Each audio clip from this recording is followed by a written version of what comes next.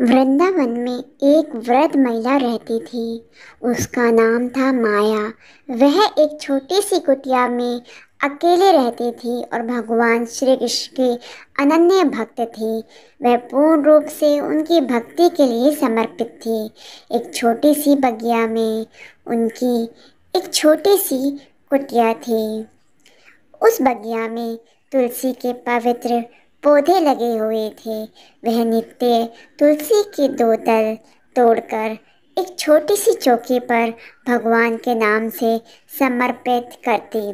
जिस समय भगवान की पूजा करती, भगवान प्रकट हो जाते।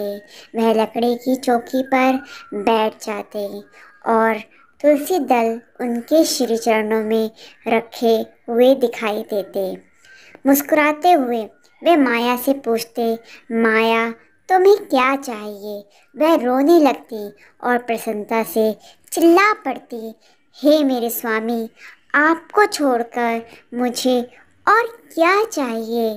कृपा कर आप मुझे कभी न छोड़ें। बस मुझे जीवन में इतना ही चाहिए। भगवान के ध्यान में वह अपनी शुद्ध बुद्ध खो देती तथा अपनी आंखें बंद कर लेती और भगवान का नाम कीर्तन करती रहती। ऐसी दशा में भगवान प्रकट होते और जब माया आंखें खोलती तब वे गायब हो जाते। किंतु जाने से पहले भगवान अपना कर्तव्य पालन करना ना भूलते। वे माया के मिट्टी के पात्रों को दाल भात दही दूध से भर देते। व्रत माया इस भोजन को पुनः श्री कृष्ण के लिए समर्पित करती और फिर दोपहर बाद इस दिव्य भोजन को वह प्रसाद रूप में स्वयं ग्रहण करती। उनके पड़ोसी उसे एक रहस्य मानते थे। वह आपस में कहते थे कि माया ना तो कोई काम धाम करती है, ना ही भीख मांगती है और ना ही किसी से उधार मांगती है, फिर भी वह जिंदा है। यह जानने के लिए वृद्धा का रहस्य क्या है, उसके कुछ जिज्ञासु पड़ोसियों ने वृद्धा की कुटिया में झांक कर देखा। वहाँ जो चमत्कार देखा उसे वह अचंभे में आ गए। उन्होंने देखा कि माया तो ध्यान में आंखें बंद किए हुए है और उधर भगवान श्री कृष्णा आसन पर बैठे हुए हैं। उधर भगवान भी स्थिति समझ रहे थे। वे उन पड़ोसियों से कुछ बोले भी थे। इस पर भी पड़ोसियों की जिज्ञासा अभी शांत नहीं हुई थी। उन्होंने उस वृद्धा के साथ एक कुटिल चाल चलने की कोशिश की। जब माया अपनी बगिया में तुलसी के पौधों में पानी डाल रही थी, उस समय इन लोगों ने उसके बर्तन चुरा लिए, बर्तनों को तोड़ डाला तथा भगवान की चौकी को यमुना जी में फेंक दिया।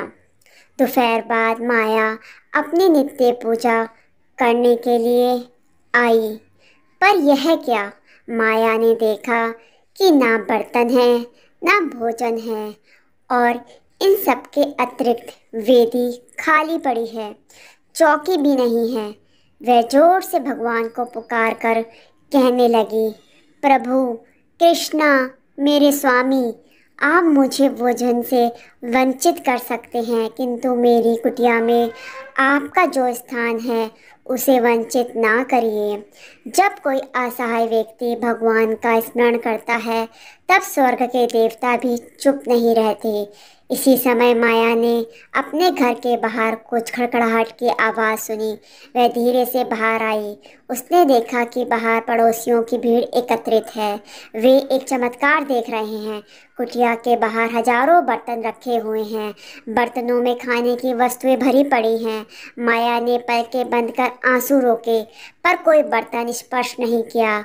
उसके साथ जिन लोगों ने बुरा किया उनके प्रति उसके मन में कोई क्रोध नहीं था, बदले की भावना भी नहीं थी। उसने श्री कृष्ण को पुकारते हुए कहा, कृष्ण, मैंने आपसे भोजन नहीं मांगा था। यह निर्मल शरीर भोजन पर जीवित नहीं है, यह तो आपकी कृपा पर जीवित है। आप मेरे जीवन में पुनः आ जाइए। माया जोर जोर से भगवान को पुकार लगाती रही। साथ में निष्ठुर पड़ोसी जो अब पश्चाताप की मुद्रा में थे, वह भगवान को पुकार लगाते रहे। थोड़ी देर में वे देखते क्या हैं कि माया के हृदय में भगवान मुस्कुराते हुए विराजमान हैं। पड़ोसी भगवान के सामने नतमस्तक हो गए। वह पश्चाताप करने लगे, वृद्धा से हाथ जोड़कर क्षमा मांगने लगे। वे बोले, माँ, हम लोगों ने आपके साथ जो दुर्व्यवहार किया है उसके लिए आप हमें क्षमा करें। आप ही भगवान की वेदी हैं, आप में ही भगवान विराजमान हैं। माया ने झुककर देखा तो उसे मुस्कुराते हुए भगवान श्री कृष्ण उसकी छाती के मध्य में दिखाई पड़े। उसने भीड़ की ओर मुड़कर देखा और बोली, आप लोग हमारे गुरु हैं। मुझे आप लोगों के प्रति आभार व्यक्त करना चाहिए। आप लोगों के कारण आज मैं अपने अज्ञान से मुक्त हुई। आज तक मैं प्रभु को अपने से बाहर समझती रही और उन्हें बाहर ही ढूंढती रही। अब मैं अपने अंदर ही उन्हें पा रही हूँ। उधर भगवान श्री कृष्ण भी भीड़ को संबोधित करते हुए कहा, जिन लोगों के मन में ईश्वर के प्रति विश्वास नहीं, उन्हें अब यह जान लेना चाहिए कि मेरे किसी भी भक्त को कोई दंड नहीं दिया जा सकता। ऊपर से देखने में ऐसा लगता है कि हमारे भक्त कष्टों में हैं, परंतु जितना भी कष्ट उठाते हैं उतना ही वह हमारे निकट आते हैं। मैं अन्नदाता हूँ, पालन करता हूँ। तुम्हें यह जान लेना चाहिए कि जिस तरह मेरी इस आराधिका माया ने मुझे बांध रखा था, उसी प्रकार तुम भी अपनी भक्ति से बांध सकते हो। जहाँ ईश्वर में भक्ति होती है, वहाँ अन्यत्र सब वस्तुएं अपने आप सुलभ हो जाती हैं।